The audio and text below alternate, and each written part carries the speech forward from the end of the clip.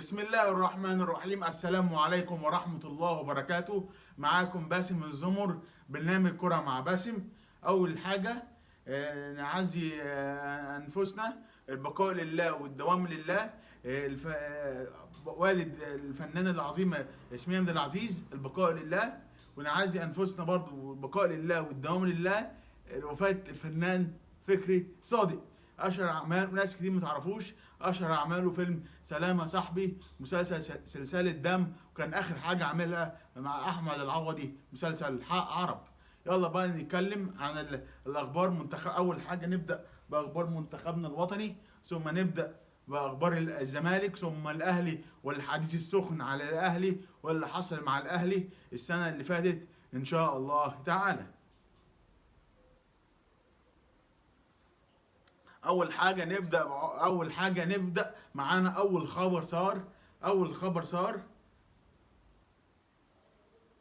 ضم عمر مرموش الى مانشستر سيتي، المان سيتي.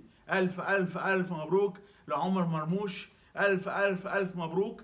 كده عمر مرموش هيستفيد خبره كبيره قوي من الصفوف الكبير بيب جوارديولا، هيدرب تحت قياده بيب جوارديولا. الف الف الف الف مبروك عليك يا مرموش. ان شاء الله عقبال كده اما تحقق اللي انت عايزه ان شاء الله، وتاخد البريم ليج معاهم السنه الجايه ان شاء الله، ودوري ابطال اوروبا باذن الله. مبروك لعمر مرموش، والتوفيق ليك يا حبيبي. نجوم منتخب مصر، يا رب كتر من نجومنا منتخب مصر ان شاء الله تعالى. مبروك يا عمر يا مرموش ان شاء الله. ومعانا الخبر الثاني، في كلام على محمد صلاح.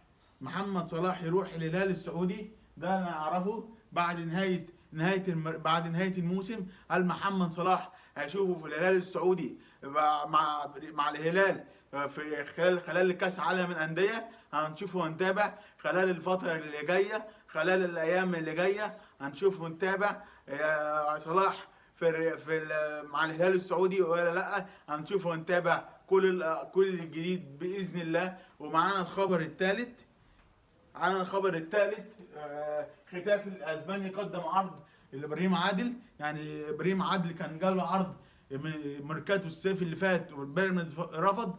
الختافي بيجدد عقد تاني مع الهلال، مع بيراميدز. ان شاء الله ان شاء الله ان شاء الله ابراهيم عادل يروح ختافي ويكتر من محترفتنا ان شاء الله باذن الله، ويكتر من لعيبنا الدوليين. وكل نادي ان شاء الله يلعب، كل اللعيبه تلعب في الدوريات في التوب الفايف باذن الله، سواء الدوري الانجليزي، الدوري الاسباني، الدوري الايطالي، الدوري الالماني. يا رب لعيبه مصر كلها تلعب في التوب فايف، ونكسر الدنيا في خلال كاس افريقيه او كاس العالم ان شاء الله تعالى لما نروح باذن الله. يلا بقى نتكلم بقى على الزمالك والاهلي واللي حصل في الزمالك. خلاص انتهى منذ قليل الزمالك وينبه.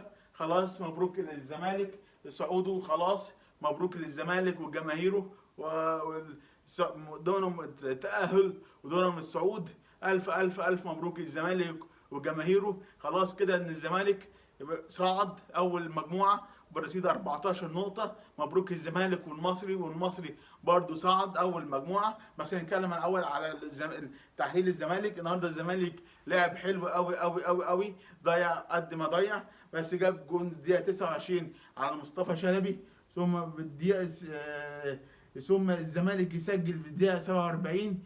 ثم الزمالك يسجل في الدقيقة 87 عن سيف اتنين الجزيري واحد مصطفى شلبي. ألف ألف مبروك للزمالك اللي صعودهم وتأهلهم لدور ال 16. بس كان في حاجة بس عند جمهور الزمالك، كان بيقول فين؟ واحد اتنين الصفقات فين؟ واحد اتنين الصفقات فين؟ ده من 18 النهارده 18 يناير الزمالك ما عملش صفقات خالص. 18 يناير الزمالك لم يعمل صفقات. كان جمهور الزمالك النهارده بيطالب واحد اتنين صفقات الزمالك فين؟ يلا بقى خلصنا على الزمالك. يلا بقى نخش على الاهلي واللي حصل للاهلي في خلال ماتش اورلاندو بايرنز.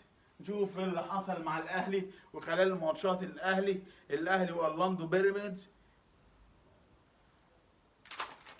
الاهلي كان وحش جدا امبارح، خسر 2-1. الاهلي وحش جدا جدا جدا، الاهلي وحش ووحش. يعني امبارح الاهلي كان سيء جدا. الاهلي كان ما فيش لعيبه خالص، ما فيش حاجه خالص. نبدا مين رقم واحد معانا وكلام عليه كتير قوي قوي قوي، الواد مين؟ اكرم توفيق.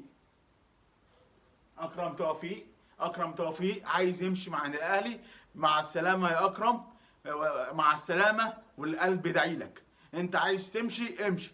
اي لعيب عايز يمشي من الاهلي او الزمالك يمشي مع الف سلامه والقلب يدعي لكم. مع الف سلامه ايه وقلب يدعي لكم. انت ولا احسن من الحضري، ولا احسن من حسام وابراهيم، ولا احسن من حسام عاشور، ولا احسن من احمد فتحي. دول انت يا اكرم يا توفيق عايز تمشي عشان تجدد فلوسك وعايز فلوس، خلاص روح الخليج واتبسط. النادي الاهلي بيستغناش عن اي حد. احنا كنا جمهور الاهلي كنا داعمين ليك ساعة انت ما جالك 2 صليبي، والف سلامة عليك يا اكرم، الف سلامة عليك، هترجع احسن من الاول. وانت يا اكرم تبعنا كده في ثواني. خلاص امشي يا اكرم، مش عايزينك يا اكرم. هنعمل ايه؟ خلاص مش عايزينك. شكرا يا عم اكرم، كتر الف خيرك. اللعيب التاني خالد عبد الفتاح.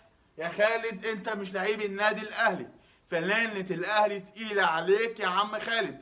يا خالد انت نقطنا كتير قوي قوي قوي. بصراحة يا ابني شوف لك اعارة في اي نادي العب فيه. انت امبارح والماتشات اللي فاتت كلها عمال تنشي فريقنا يا خالد. يا خالد انت مش لعيب يا خالد، صدقني والله ما انت لعيب خالص. لا يا خالد انت فينك يا خالد، في ايه؟ الكرة امبارح دي الكرة شوت الهوا.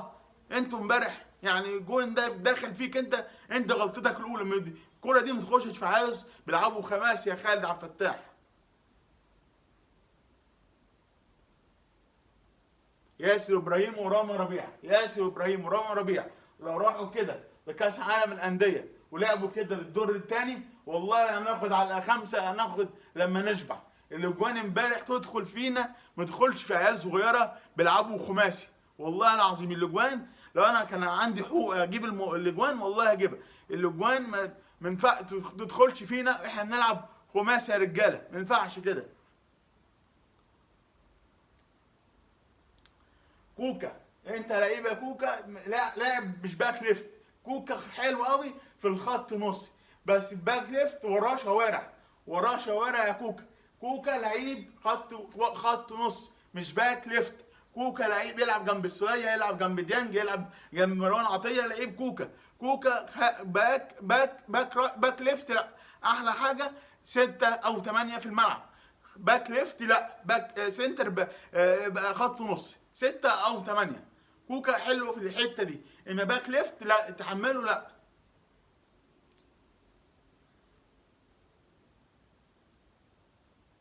ليه يا علي معلول لم يقيد ليه لحد الآن؟ ليه يا علي معلول لم يقيد ليه لحد الآن؟ ليه يا علي معلول ليه لم يقيد حتى الآن؟ مين مسؤول؟ لازم علي معلول يبقى موجود. لازم علي معلول خلاص خف ويبقى سليم 100%. قيدوه بقى، وخصوصا يحيى عطية الله. المفروض علي معلول يبقى موجود ان شاء الله تعالى.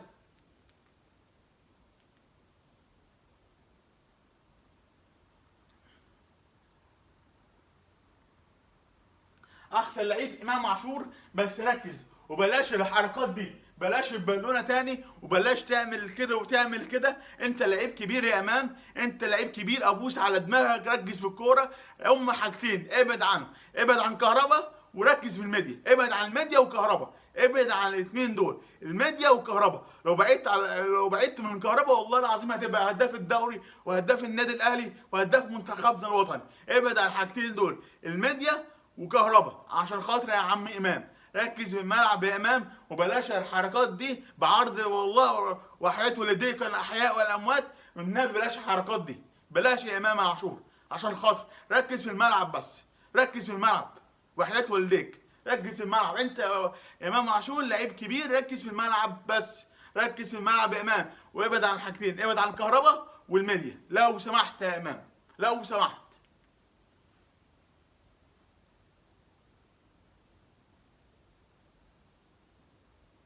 كابتن محمد رمضان لازم يمشي خلاص كده. محمد رمضان مدير كوره مش لقد النادي الاهلي بصراحه شديده. محمد رمضان ما فيش تغييرات، ما فيش بيعملش اي حاجه خالص، قاعد كده زي ما هو قاعد كده، ما بيعملش حاجه ولا بيعترض على التحكيم ولا بيعمل حاجه. هو ما فيش غير بس السيد عبد الحفيظ، هو احسن مدير كوره جه في تاريخ النادي الاهلي. كابتن سيد عبد الحفيظ لازم يرجع النادي الاهلي، لازم سيد عبد الحفيظ يرجع الاهلي. لازم اقولها من مره النهارده لمليون، لازم سيد عبد الحفيظ يقولها لازم يلعب الاهلي. لازم كابتن سيد عبد الحفيظ لازم يبقى موجود في الاهلي، عشان خاطر والله العظيم باحسن مدير كوره جه في تاريخ الاهلي. رجعوا الكابتن سيد عبد الحفيظ يا شباب، رجعوا يا كابتن بيبو.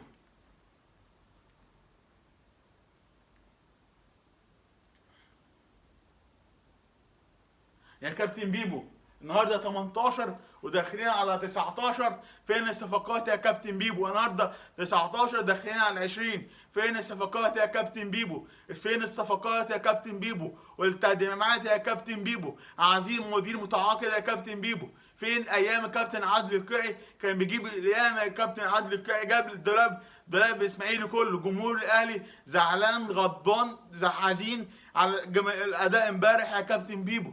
صفقات فين يا كابتن بيبو؟ عايزين الصفقات، فين الصفقات؟ مشيت ليه عبد المنعم؟ مشيت ليه حمدي فتحي؟ مشيت ليه اليو ديانج؟ مشيت عبد القادر؟ كل ده تساؤلات واسئله لجمهور الاهلي. الكابتن محمود الخطيب، الكابتن بيبو، ليه يا كابتن بيبو مشيت كل ده؟ وفين البدايل؟ فين اللي عايزين محمد ربيع يجي الاهلي؟ فين اللعيبه؟ قلت اجيب محمد ربيع، قلت هنجيب محمد ابن رمضان وجبنا تريزيجيه، كله ده بق بق بق بق بق وبن شرقي. فين كل ده يا كابتن بيبو؟ فين الصفقات يا كابتن بيبو؟ فين الصفقات يا بيبو؟ عايزين صفقات صفقات صفقات.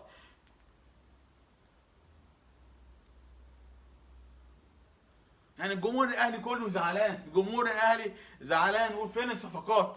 فين الصفقات؟ امبارح المشجع بسيط جدا قال فين الصفقات؟ قال احنا هناخد 5 من سان داونز تاني لا قدر الله، لا انا عايزين عايزين صفقات. قال لي امبارح طارق قنديل فين الصفقات يا قنديل؟ فين الصفقات؟ احنا عايزين صفقات بس مش اكتر ولا اقل.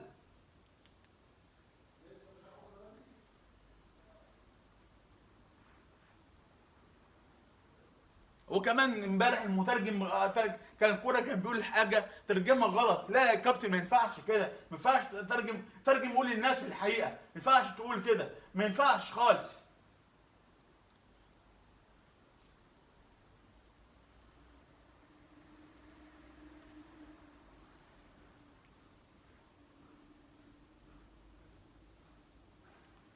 يلا بقى نعرف بقى طريق الاهلي وطريق الزمالك في الدوري ابطال يقابل مين، والزمالك هيقابل مين. طريق الاهلي، طريق الاهلي الترجي الرجاء الهلال، يعني 3 فرق. الاهلي يقابل الاهلي ثاني مجموعه، يقابل اول اوائل، يعني يقابل يا ترجي يا رجاء يا هلال. تسالني يا كابتن باسم تقابل مين في دول؟ اقول لهم والله العظيم 3 انا مش عارف. انا 50 50. كل الفرق زي بعضها، كل الفرق بتحسن مستواها، كل الفرق بتدعم، كل الفرق بتجيب صفقات. اول واحد من الناس انا ما اعرفش، كل الفرق زي بعض.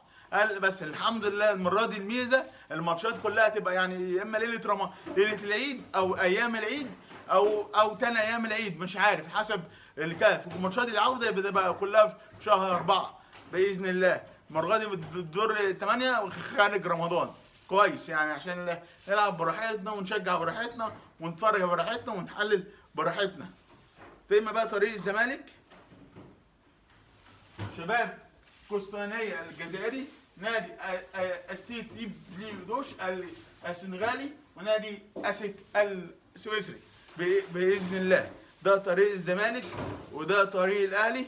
وكمان اخر حاجه نختم معانا الدوري الانجليزي، ليفربول وارسنال الدنيا مولعه نار، الفرق بينهم 4 نقط. هنشوف ونتابع الاخبار والحصريات. قال الدوري كده يفضل مستمر كده لحد ليفربول والارسنال يقابلوا بعض يوم 13/5. ده هنشوفه وهنتابع خلال الفتره اللي جايه باذن الله. وان شاء الله كده خلصنا حلقتنا باذن الله. كل الجديد مع باسم الزمر، برنامج كرة مع باسم. عندنا ان شاء الله يوم الاربعاء الاهلي وفاركو، والزمالك وفيوتشر يوم الخميس، وبعد كده يوم السبت يوم الاحد الاهلي وبيراميدز، ويوم الاثنين الزمالك والجونه. كنا معكم باسم الزمر من برنامج الكره مع باسم. مش الاشتراك وتفعيل الجرس، والى اللقاء الحلقه الجايه باذن الله. شكرا، السلام عليكم ورحمه الله وبركاته. هنا القاهره.